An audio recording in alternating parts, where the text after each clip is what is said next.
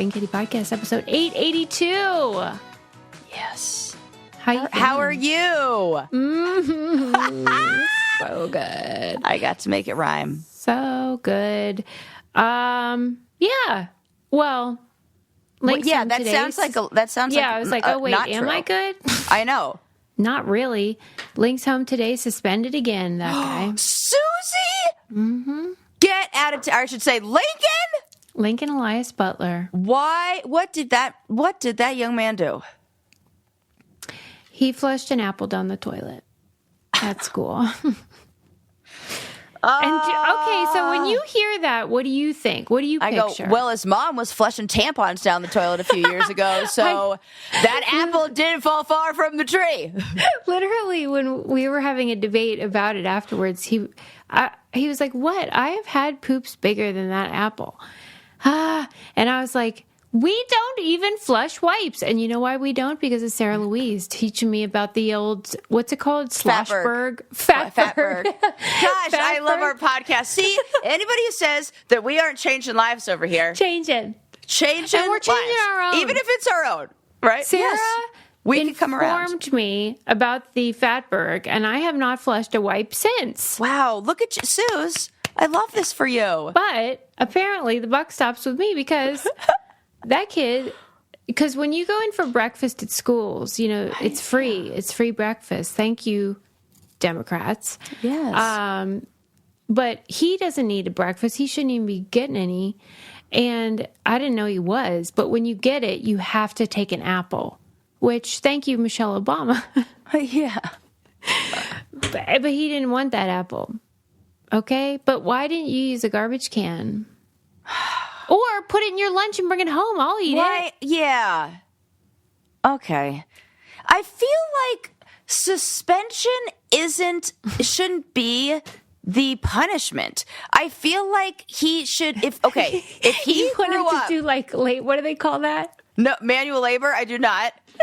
Where they have to community service. Community service. No, sort of. Here's what I want.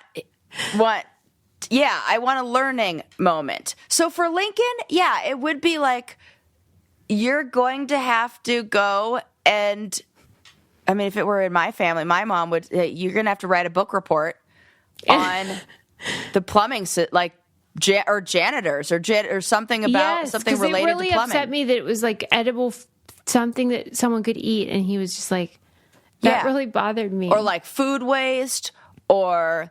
Mm-hmm. Yeah, something where there's because just sending him home to play video games or whatevs, not gonna work. I know. Well, we don't let him do that when he's suspended. But I mean, it is the sense of now it's on me, right? You know. But anyway, I failed. Aunt Sarah over here would definitely be like, "All right, I'm gonna need 400 words on." They make history them do of janitorial services. They make them do that when they get detention, and then they send them home with it, and I read it, and it is real funny. I mean, I would never tell him that I think it's funny, but it's such a joke. They'll say, what did you learn? That'll be the problem or whatever. So it'll be what happened? What went wrong? And he'll be like, I said this thing to Mrs. Trenton. And then it'll be and what did you learn? And he's like, not to say this thing to Mrs. Trenton. They have to make him write it, but at least Lincoln is not doing what he ought to be doing. Too fucking smart for his own damn good, that kid. I don't know if that's too shitty. Maybe. Yeah, maybe that for his own damn good. Anyway, how are you? Oh, I am doing really well. I mean, minus the fact that my heart goes out to California, that it is really tragic. It's really tragic, and it's really hard to see a place that is literally where I grew up, and that I was 2 miles from there. Mm-hmm. And we still don't know at this current time if my cousin's veterinary clinic is standing or not. They're all in the canyon there. That's awful. So it'll be it's just a hard time for so many people right now. But I always think of Mr. Rogers and what he says about look for the helpers. And when you start doing that, you see how many wonderful people are helping. Cheyenne from The Challenge and Teen Mom, she has been doing so much work. She has an Amazon list going and is getting things like to real people in Altadena. And yeah, I hit that up. It just feels like that's great. The community is you see community and you see like it's true. I mean, it annoys me sometimes when I see that Mr. Rogers thing, just because usually it's used for like shootings and stuff, like those kind of man-made, like actual tragedies like that, and I get mad because I'm like, I'm sick of looking for the helpers. I want to not have to look for the helpers, right? I want to prevent it. But in this case, I saw this pastor, I forget if it was CNN or whoever did a story about like this church service that was happening right after the fires began. And they were saying to him, like, how do you find God in tragedy? Right. Yeah. And he was, you know, pointing out what you're saying, that look at the people that are collecting water and giving it to you. Get all these people like voluntarily assisting for no gain of their own. That's where you do see God. Yeah. Yes. Oh, you're going to make me cry. And I, you know, not to be like, look what I'm doing, but to just give an example of how you can help with your service is I reached out to I have not heard back yet, but they're busy. I reached out to the Los Angeles Park and Rec to offer my service as a therapist. Why I did it is because the LA Parks and Rec is offering camps. They're having camps for kids who have lost their homes. That is so awesome. So I got the idea from one of our brainiacs, Jane Kim Gray. She's a therapist in California, and she sent me the contact information for them because I know there are a lot of therapists that are helping. So yeah, because she's doing it, and yeah, they're like, because a lot of us are like, fuck, I am the doctor that doesn't help anybody. And so like, what the fuck? I could tell you about some books, but that's no good. That is what you can offer is like actual practical mental health care. And it's what I've always wanted to do. And with kids, and I just get to go play with them at a camp and like be there if they're like, hello, this is so exactly cool, what I need to be doing. So I'm so impressed and proud. So we'll see when I get to go do that. But I am volunteering and offering pro bono therapy services. But it feels like the therapy will come a little while after everything kind of settles. Everybody's kind of in where would they even do the therapy session right now kind of feeling, you know. So what else? Other things that are like happier than that. Some really good, exciting news. I went last weekend, to a professional women's hockey league game. How was it? Susie? So great. Oh my God. I was like, I love sports. I know. I didn't know that I love sports. I just didn't love men's. I did not love it when the ratio of men to women in the stands was it's too much. You know, too much. Yeah. It is a completely different vibe. I couldn't even believe it, but it feels like warm fuzzies. I was crying my eyes out the whole time, shocked to no one. But then hilarious. There's this other couple. We're standing there at the bar, like watching in like these great seats, watching, watching the game and everything. And there's this couple that's next to us, this man and woman, and they're, I don't know, husband and wife or boyfriend, girlfriend, whatever. And the woman starts talking about how she can't even believe this, how little her would never even believe that what she's seeing. They were from Wyoming and drove down 2 hours plus to come to a game that's two teams that aren't even the team in the city that it's in. Like I'm in Denver. Yes. This was Montreal. And yeah, that's how it was when we went in Pittsburgh. We don't have a team. So it was just two traveling teams, and we were fucking into it. They had sing-alongs. Like, would play these songs, and then the DJ would stop, and all of us would keep singing, and it was so fun, and it was so cute. Fun. So this woman who was standing next to us was like talking about how amazing this is. She said when she was little, she played on a co-ed team where she was the only girl. She was the only girl until she was 18, and then she was finally allowed to play on an adult team with women, and they were all like drinking beer, and she's like, I got to go to school tomorrow. And it was like a totally different world. They didn't have that available for like young girls in the same way. And it was so cute to see like a bunch of men supporting women. Oh, I'm going to cry again. And all the little all right. girls. We can cry again. It's all right. It was so cute. And it's like exactly what happened when I watched Wonder Woman. And like the little girl in the front, like looked at her mom and went, oh, they're all girls. And I was like, oh God, I'm going to lose it. And it's the same thing here. That's It was why like, I didn't understand, like when we had that guy in our comments that was like negative about women's sports and said nobody gives a shit. Yeah.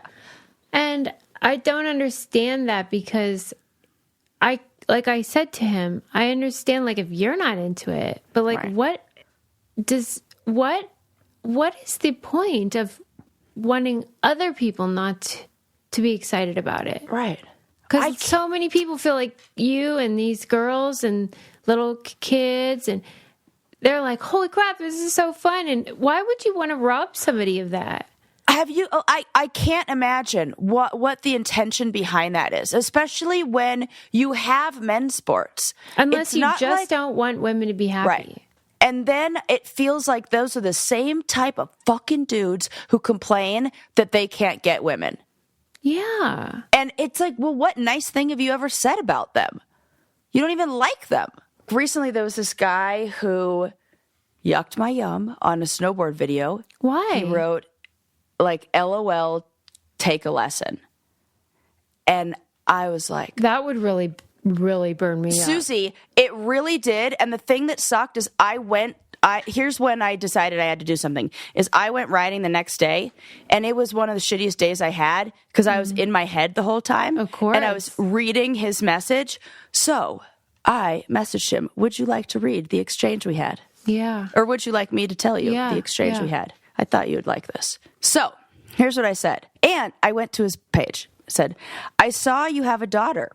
I hope when she grows up and she is doing the things she loves and chooses to share videos of it, there aren't mean men like you who make rude comments meant to tear her down or to hurt her feelings. She looks like a kind soul who deserves to play and enjoy following her passions without someone trying to make her feel bad. And then he said, to be completely honest here, you overreacted 100%. Oh, now he's dead to us, right? And then said, you could use a lesson, by the way. I see from your forum, but we all can from time to time. Maybe it's because you're holding a GoPro. I don't know. It wasn't meant to be demeaning. Fuck you. That really bothers me. I love it. I should read DMs between Sarah and more often on here. This is great. It wasn't meant to be demeaning. What was it meant to do? Lift me up? I'm pretty sure. I love this. I love this. Yes. Susie's comments the whole time. The fact that you took your time to write to me is hilarious. Yes, it's social media first and foremost. Okay. I wasn't on my couch either. When I wrote that, I was at a compressor house on the side of the mountains in the Rockies making snow on a break. Keep writing every day. You'll get better. From that video, I definitely say, from working at a ski school as a snowboarder in the past, take a lesson. Smiley face, laughy. So I said, first of all, you're right. I could use a lesson. Anyone can, and there's always so much more to learn. But you and I both know that there's a nice way to say that and a rude dickhead way to say that. And I take the time to message you. He didn't need to say it at all. Of course. You didn't ask, hey, what do you guys think? Am I excellent? Right. And I You were never ever having claimed to fun be. in the snow. I never claimed to be excellent. In fact, I claimed the opposite. That's what bothers me is you weren't posting it as if to say, look how amazing I am. No. You were saying, I'm having fun. Have fun with me. And I also even said, whoa, I almost fell there. Because there was a part where I almost I saw slipped. it. Yes. I'm so mad. Then I said, and I take the time to message you because we don't need more negativity and rudeness Sarah, in the world. That's why. We need more inspiration, support, and encouragement, just like you would/should want for yourself and for your daughter and for all people. If you are someone who works closely with the mountain, then I bet you understand the joy it brings people. Having someone say, LOL, get a lesson, doesn't make me feel good or pump me up. It kind of seems like an attempt to squash that joy. So if what you want to do is encourage me to keep writing lessons every day so I'll get better, you should just say that. And then he said, I could have worded it differently. I would have laughed if someone said that to me, so it wasn't attempting any harm. I hate these men. I really hate it. I apologize for making you less stoked. I'll take it. Just remember it's social media and context isn't always there from the other's POV or situation. Fuck the haters. You know what I mean. I LOL'd when I saw you catch that little edge. Anyways, the number of days is what counts and it'll get you where you strive to be. I really hate this guy. And I said, thanks for the apology. I appreciate that. Yeah.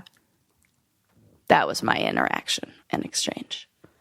And it's not funny that you took time to message him. No, it's not. It's funny that you thought it was funny to troll somebody on their fucking Instagram. LOL, get a lesson. LOL, right? I didn't mean to. Oh, really? What did you mean? Right. What you should write that under every photo of his pic with his daughter. Oh my gosh, right. LOL. Get a lesson. There's one of her like swimming. Could you imagine if I did that? Mean Susie would fucking love that. Right. Could you imagine? That would be the worst thing I could do. Great I would form. Never, to a child, right? Give him a taste of something. I'm trying to show him. Like, here's the actual truth. We're all child. Yes. We are all a child. Yes. That's what I'm saying. You are a complete piece of shit to Sarah, you are being a piece of shit to that little girl. Yes. And look at how cute she is. And she is cute. Don't be mean to her. She is finding joy. Right. Exercise. Yes. And fulfillment, regardless of skill level, in a hobby, you fucking piece of shit. Yes. What she said. Everybody needs a bestie like Susie. And maybe you did plant the seed of kindness, but what a pathetic loser. Right? Yeah, thanks, And Susie. I, as you know, have been trying to be very supportive of your powder. And you're doing so good. Thank you. Because even though I don't really understand it, like, it makes you happy. Why wouldn't we want that for people? I don't get it. Yes. I'll tell you what makes me happy. Yeah. For real, is my Thrive makeup. Oh my gosh. You I was just thinking today that I should have got you that primer that I should always buy too. What am I thinking? When I get something. That's like I should have bought you the setting spray. I did it with the socks that say women's stand-up comedy from Beth Stelling that you I did got. the right thing. Because I'm like, I can't get one of these for me and not for Susie. When Duh. I tried to buy them and they were sold out. Oh my God. I had to get the ones that say petty, which were also applicable. Okay, I wasn't sad about it, but I wanted both. Oh, that's so good to know. So, yes. yeah. So, same thing. Thrive. I'm like, okay, I should have just got two. And then she could be using the amazing primer that I can't get enough of because I skipped. I tried it, didn't use it one day. Big diff. Big mistake. I'm telling you, all their products are amazing. The mascara you cannot not buy. Right. It's not negotiable. Yeah, that's the if you're going to get one product, get that. The most recent thing that I got though is the Sheer Strength Lip Plumping Peptide Gloss. What? And some of it is coming your way too. Okay, I love a gloss. In shade Khaki and Queso, and it is phenomenal. My favorite is Queso because that's what it goes with my little white skin. Okay. But they are like lip shades that they already exist for Thrive, but they're in the gloss form now, and they like plump up the jams. So great. Here's the deal. You got to buy all their stuff. Thrive Cosmetics is luxury beauty that gives back. They donate to support communities we care about. And right now you can get an exclusive 20% off your first order at thrivecosmetics.com/braincandy. That's Thrive Cosmetics, CAUSEMETICS.com/braincandy for 20% off your first order. But you can always go to our website, thebraincandypodcast.com, if you forget any of this. And how could you not forget when we have all this amazing content and stories? That's right. Okay. Okay. So since we're on the subject of men who are annoying, I saw this and I just had to mention it here. You know the guy who owns Barstool Sports, Dave Portnoy or whatever? Oh, yeah. Right? And I don't like Barstool because they're Team Johnny Bananas. And well, of course they are. They're fucking team sexual assault. Right, of course. Yeah. So there, I can't remember what I think it's like Dumois or something who like probably did some slideshow of this or something.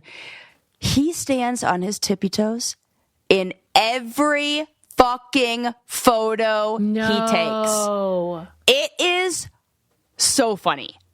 Like to tower? To be, because he's so short and he wants to be taller. I didn't know he was short. Oh, he's a short little guy. The only photo he's not standing on his tippy toes in is the picture with Joe Rogan. Shut your face. Yeah. Like, oh my God. Men who act like that can't say one damn fucking word about a woman, anything. She's too. Shut your goddamn mouth. Do not finish that sentence if you are a man who feels the need to stand on his tippy toes in photos. Sir. Well, because these are the guys that will say things about like plastic surgery or even makeup. Yep. They get mad about makeup. Yep. They pick apart everything. And I will say, I have a reliable source who's on the apps, the dating apps, who's a man. Yeah. And he is 5'11". Yeah. And legitimately. And he won't say that he's 6 feet because it's not true. Right. Even though he knows that if he did, that would open up his options like exponentially. Because a lot of women, that's their they search, they want 6 feet or more. And I'm like, you should just put 6 feet because a lot of the guys that are 5'11" are doing it anyway. He's like, I can't do it. And I'm with him because here's what it's also doing is it's filtering out the women who are judging him by that. Right. And that's he's smart because he would find somebody who appreciated, who didn't care. And but I used to be one of those gals. But until you changed my mind. And you became wiser. So he is just waiting for that. Now, if you went on, you would change the search parameters. And I think would.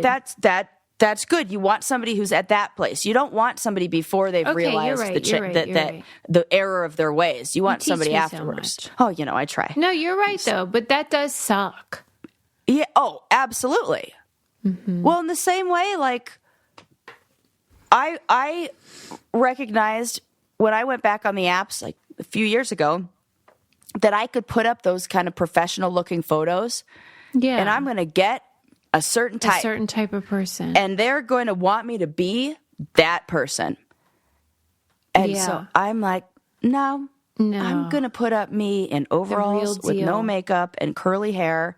Well, that's easy for you to do because most of us don't look like that with no makeup, overalls, and wild hair. Looks like Deliverance. So, over here. I think that's great, Sarah. But I also thank you. Okay. I appreciate that. Okay, this was interesting. It was I think this was in the Atlantic, and it was an article about a feeling that I think we can all relate to. Why is it that saying somebody's name that we know really well feels so fucking awkward? Oh fuck! I hate it. And it is a real thing. That when Adam calls me Susie, my skin crawls.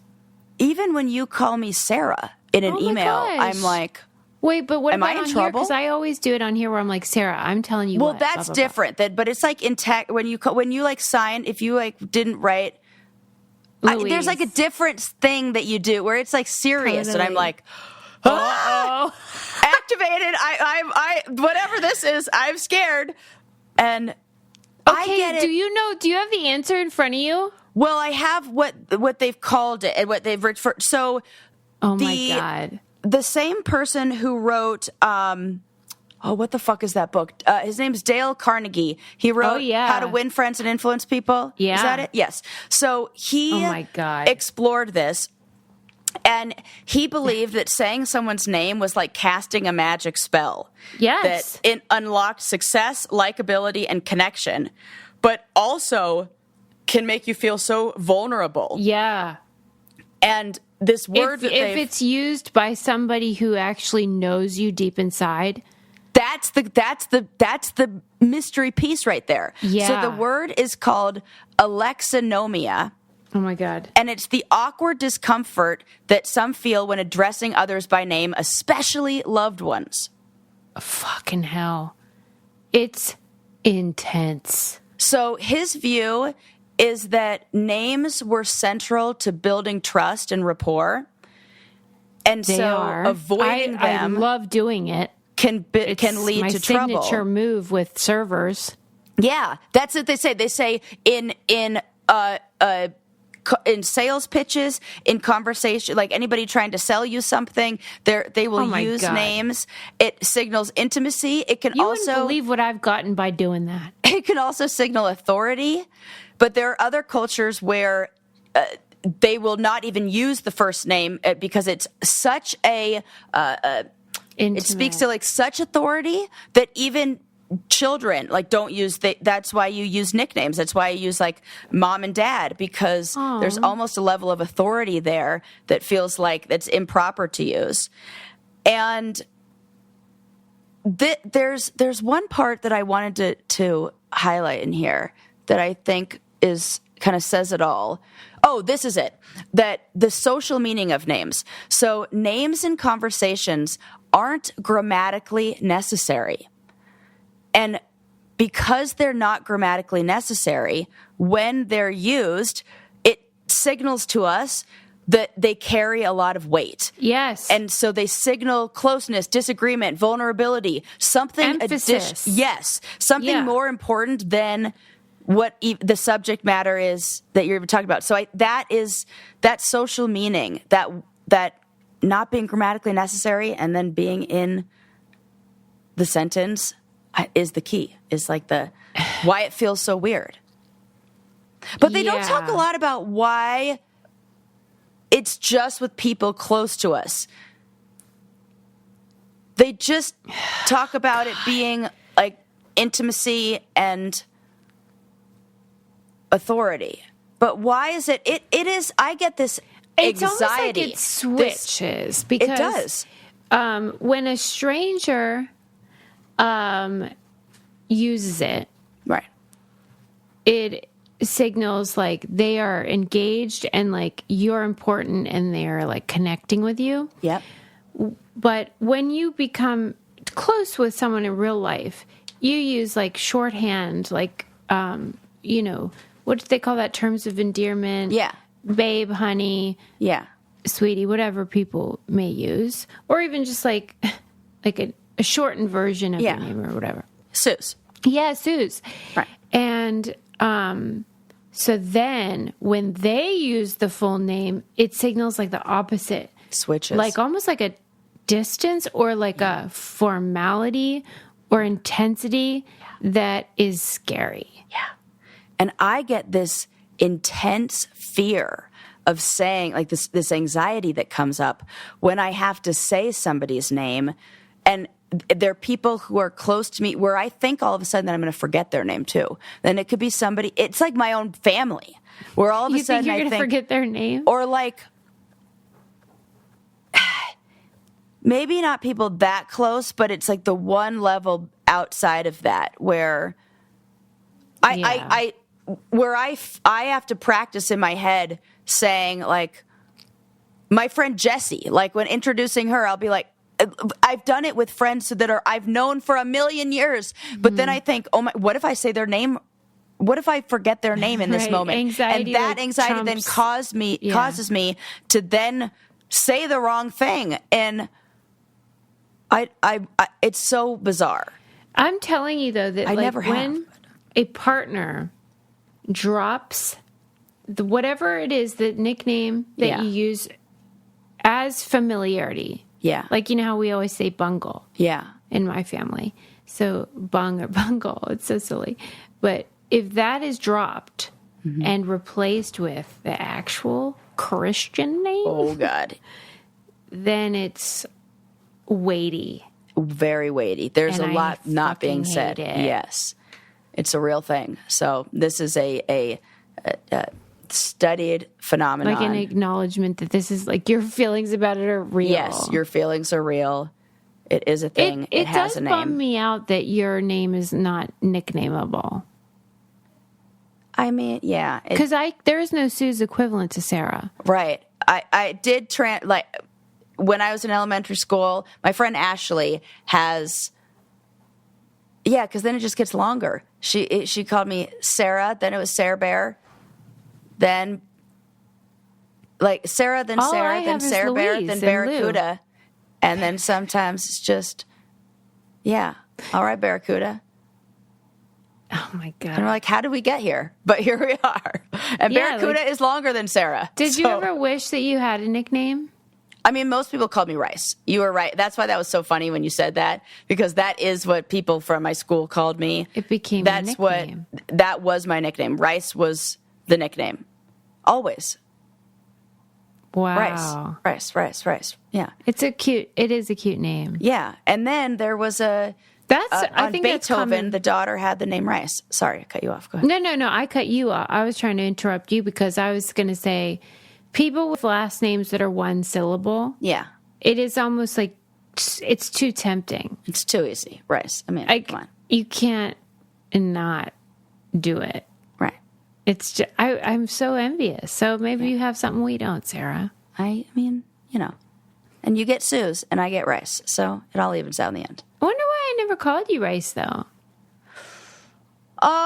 You know what? I think the thing that did it was the challenge, because the challenge had Sarah on my uniform and everything and in my interviews. And it was, nobody ever called you by your last name on those shows. Right. Because nobody knew you by your last name on those shows, which was such a switch for me because nobody ever called me by my first name everywhere else. Even my camp friends call me Sarah Rice. Like in text messages, in when they talk to me, like Sarah Rice, it's like one word. Yeah. SARICE. Sarah Rice. I mean, I love that. That's adorable. Yeah. So that's but the best nickname is Louise. I mean, obviously. Lou. Yeah. Yeah, Lou. I'll take all that. I look like a Lou. I could pull that off. I appreciate a good nickname. I do too. And yours is the best. I'll tell you what I appreciate. And that is, we have a new partner, and that is the meal delivery service, Hungry Root. And I'll tell you what, did you take that darn quiz? I am so excited about my delivery. I've actually been talking. I just went on a date, and I was telling her I spent a significant portion of this date talking about Hungry Root. I was like, okay, so I know you're a pescatarian. Let's talk about some meals that I have coming that, and like, this is such a great thing because if you don't want to use, so let me explain it. This is a grocery / meal delivery service. That's right. Yeah. Because it's so customizable. This is your one-stop shop. And they give you credits. I can't believe it. I've never seen anything like this. I've never seen anything like it. It's all really healthy, really good for you food, really quality ingredients. You can edit it to say no seed oils, no GMOs, no only like organic. High fructose corn syrup, whatever. Nothing. You can make it customized to whatever kind of food you are eating or what kind of diet you have. It has options for you, super, super easy. So it'll filter everything like that. Then it'll give you all these credits based on the package or like whatever you pick. Then it'll say, here's some great recipes that we think you'd love. And we've put some stuff in your grocery cart based on what kind of things you need this week. But then you can edit it. And if you're like, oh, I don't really want those snacks. I want an extra serving of this meal so that I can have that for leftovers. Click, click. There you go. Yeah. It's crazy. I love it. I don't know if I could go back to regular groceries after this. I know. And it's like breakfast, snacks, lunch, dinner, desserts, any food you're getting. Right. And they get. give you the ingredients of each of the meals, and you could swap out the ingredients if you want. It's unreal. Oh, you want a different protein? It's like they're grocery shopping for me, but in a different way than like one of those other. It's so different. Yes. I'm such a fan. I love it. I love it. You're going to be a fan too. You're going to love Hungry Root as much as we do. Take advantage of this exclusive offer for a limited time. Get 40% off your first box, plus get a free item in every box for life. Go to hungryroot.com/braincandy. Use code braincandy. hungryroot.com/braincandy. Code braincandy to get 40% off your first box and a free item of your choice for life. hungryroot.com/braincandy. Code braincandy. You got that? Okay, Susie, please describe for me the feeling of wetness. That did not mean to sound as dirty as it did. Please say you touch water. Yeah. Right. Describe wetness for me. Right. I hate you for even asking this. I know. It's so annoying. You are everybody listening. I did this to my brothers, and they were all like, everybody. Did anyone even attempt? No, everybody was mad at me when I told them, and they all were like, no. When I tell them what, told them what I'm going to tell you soon. So I don't know what you're getting at, but what it feels like is what I felt when I imagined, like, if I had to explain vision or hearing to somebody who didn't have those senses, like if you were deaf or blind. Yeah. Like, okay. Yeah.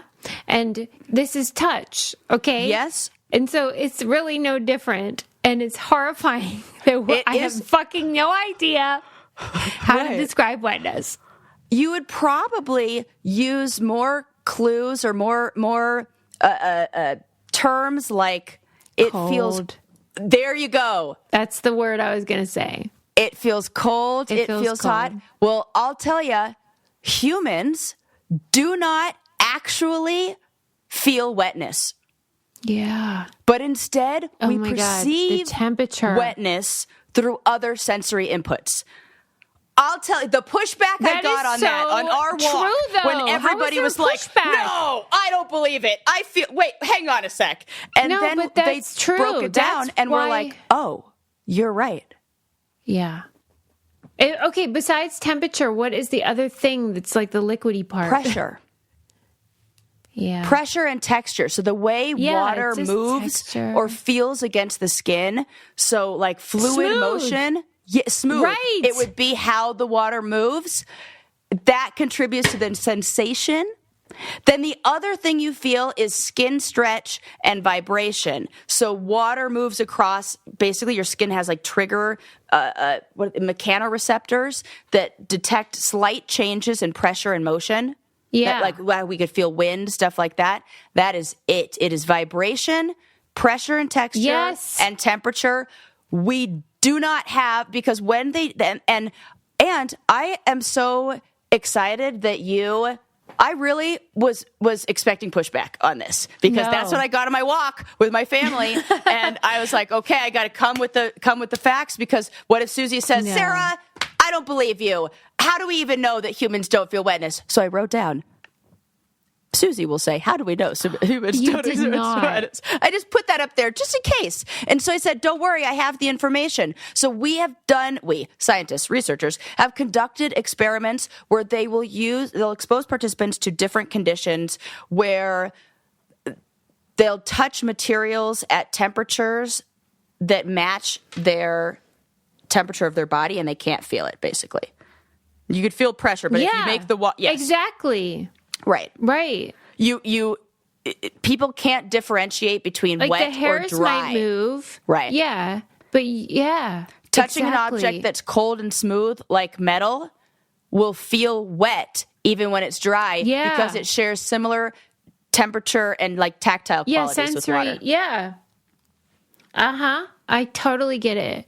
And I hate it. Right? Isn't that freaking mind-blowing? Yeah, because why? What do you mean? Because when you argue, and people have, that water is the thing. The essence of life, yes. It is the thing. It is sort of like this mysterious, kind of spiritual, mysterious scenario that makes all of this possible. Okay. I have a theory. Okay. We're born in it. We grow in it. So it would be weird if we had a receptor for something that we grew in. We wouldn't need that. We would only need to know if there was something that was wrong with that. That would be like having a receptor to monitor like air in your environment right now. Like if that's the what you're growing in, maybe that's why you would be like freaking out all the time, right? Yeah, because if you ask somebody... Dude, this is a fucking great hypothesis. We're on to something. Yes! Science! Because if you ask somebody what does air feel like, they would not push back. No. And they would... Right. And they would describe those same things. They would describe temperature, the pressure. Yeah, but when it's water, it does feel because different. It has because it's density. Heavier. Yes. But really, it's just... Oh, density is so true. That's it. And it's just more salt in our mind. It's more stuff. Yeah? Mm-hmm. Dude. Right. Cool. And so next time you get pushback, just use the air one and then be like, here's the difference. Density, baby. Yeah. Sarah. And there's also some... evidence on cultural and linguistic evidence that the way people describe wetness in different cultures also indicates its combination of sensory inputs. So just like you were saying, we use like slippery or cool or sticky, and it's really just describing the effects of water on the skin. And so it's like our cultural experience of water in a way. And I wonder if like somebody who grew up in snow would describe wetness differently than somebody who grew up in a hot climate where they like, Yeah.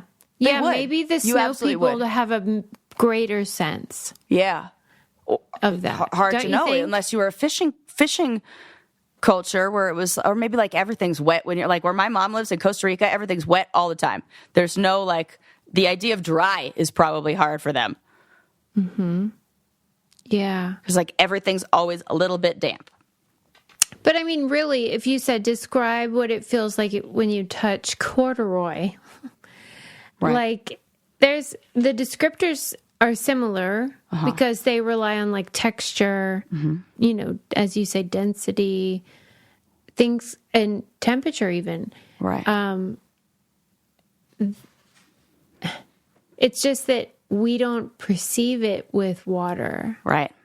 Because wetness, like we think being smooth. Because there's not like an effect that corduroy has on you. If you dip me in a bucket of corduroy, I'm not going to say I'm corduroyed. But if you dip me in a bucket of water, I'm going to say I'm wet. And that's corduroy.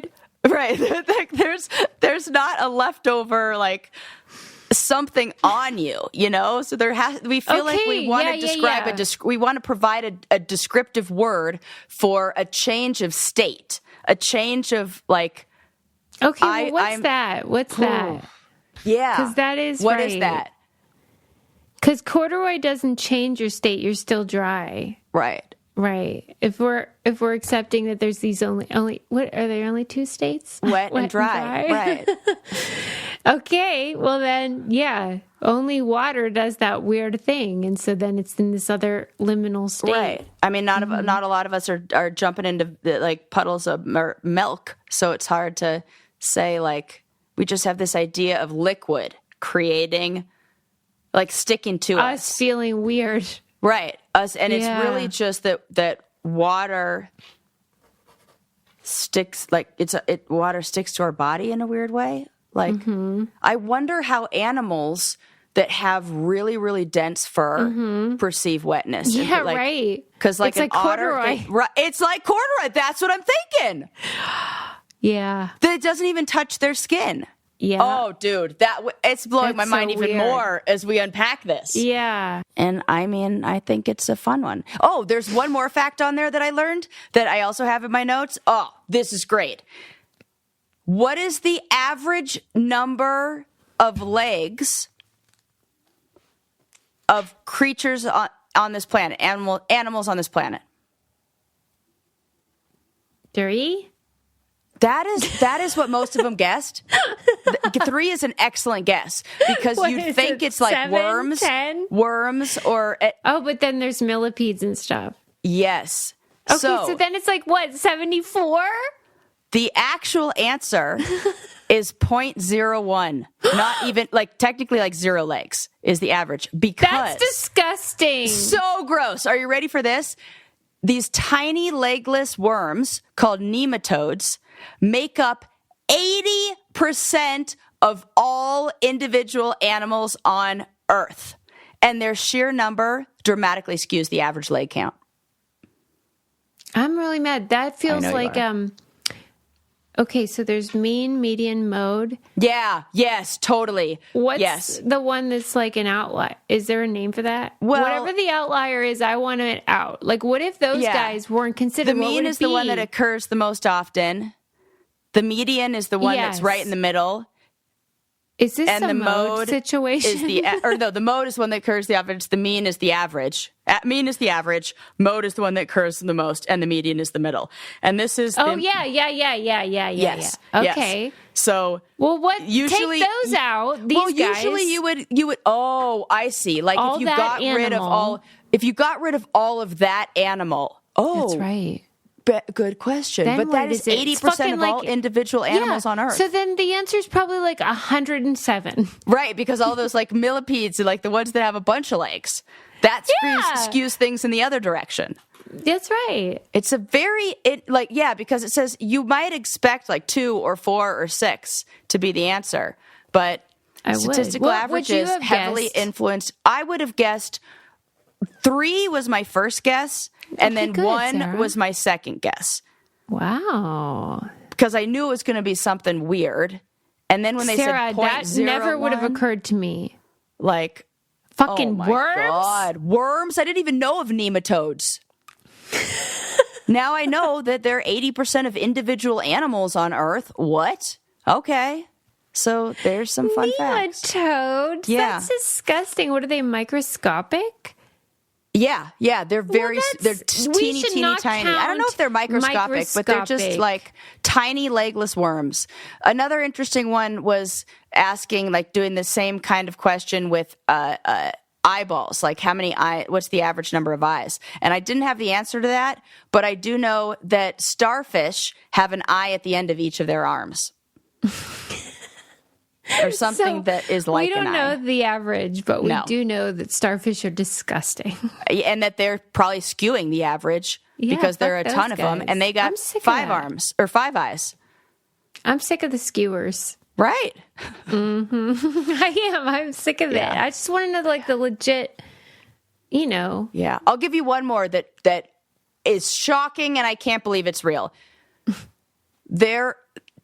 Trees outnumber stars in the Milky Way galaxy, which I did not think would be possible. But there are an estimated 3 trillion trees on Earth. That's ridiculous. Which is about 7.5 times the number of stars in the Milky Way galaxy.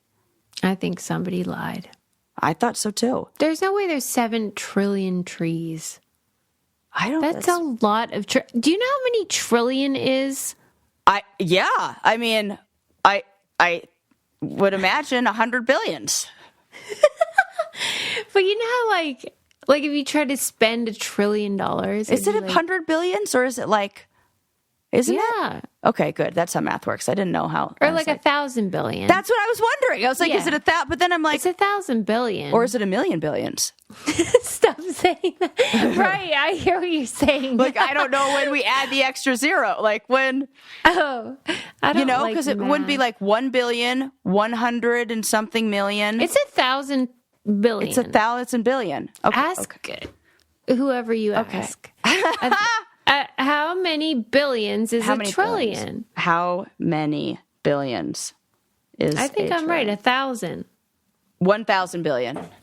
1 trillion equals 1,000 billion. Good job. Good job. I was confident yet nervous. Oh my God. I had no fucking idea. I was nothing but. You did though. You just questioned your own certainty. Yeah. Because we know this about millions and billions. Right. So why would it be different with trillions? But regardless, there's not that many trees. I mean, that's what the fun facts said. So.